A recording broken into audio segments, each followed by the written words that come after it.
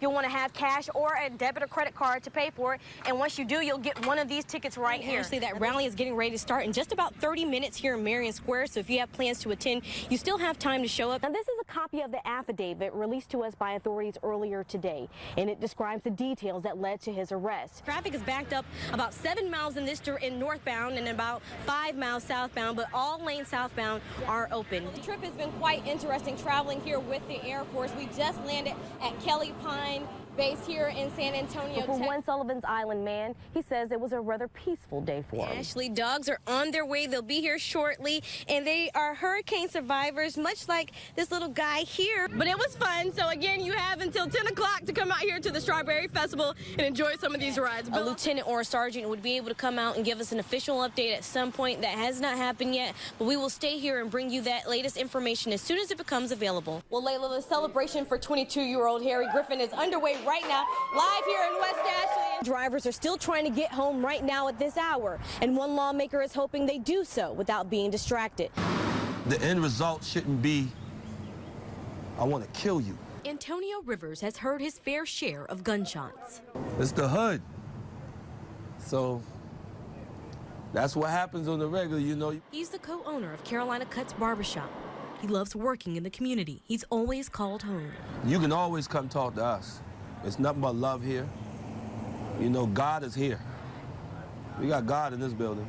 The 45-year-old barber was taking a break when a person died not far from his shop. One guy jumps out, run around the car, and he opens the door, and his friend kind of falls out a bit like he laid out.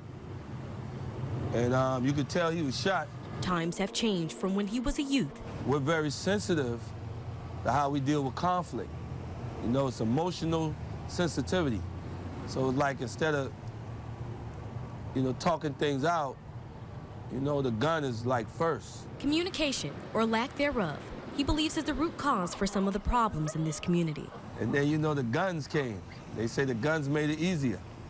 I would hear dudes say that. I would hear guys say the guns made it easier, but it made it worse. Because now it's like, it's nobody dealing with their stuff like the right way. They're not face-to-face dealing with it.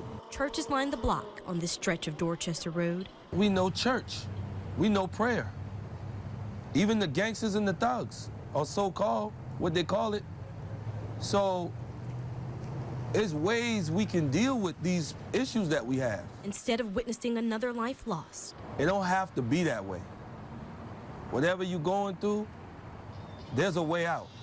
Well, Alex Drew Schmidt worked on this fire hydrant for a month. It was a Christmas gift for his daughter who was stillborn in 2015. And now he's hoping the person who took it will just give it back. Her memory surrounds their home. I have a rose bush in the backyard, fire hydrant in the front yard. Drew Schmidt handcrafted this fire hydrant for his daughter who wasn't able to receive the gift.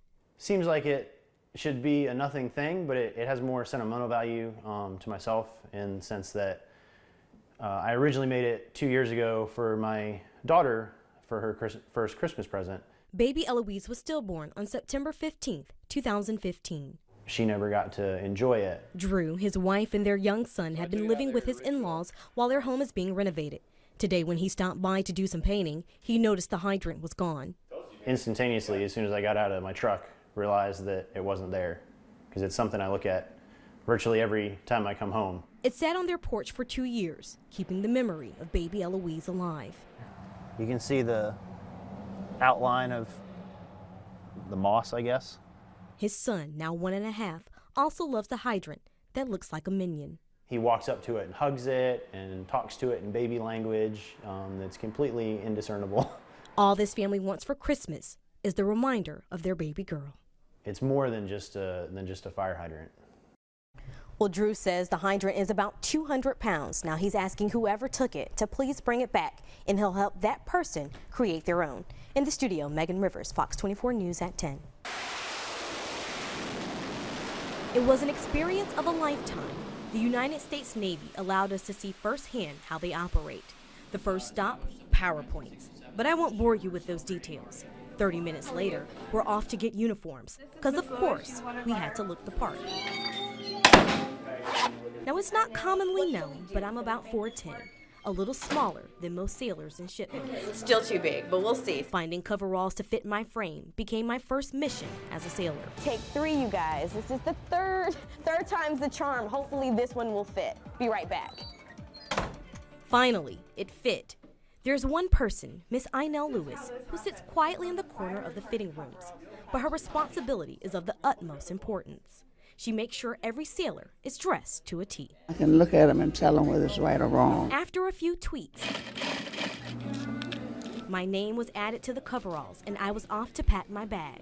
Seaman Lawrence was there to make sure I had everything down to the undergarments that I needed. So this is a list of everything that's in this cart. We do sea bag inspections, and you have to have that same number in your sea bag every time. Again, I'm 4'10", 4'11" with my boots on. The bag filled was about my size. Rivers. Yes. Heading out to go save the world. We toured the base, saw a submarine. Then it was time for our helicopter ride. That's where I met Charleston's own Stefan Dees. He helped my photographer Caitlin and I gear up for what will become the first helicopter ride for all 3 of us. Thousands of feet in the air, we saw the naval base in full in the city of Norfolk, an experience we won't soon forget. Back on the ground, our adventures for day 1 were coming to an end. We'd sleep tight that night because day 2, we'd head out to sea.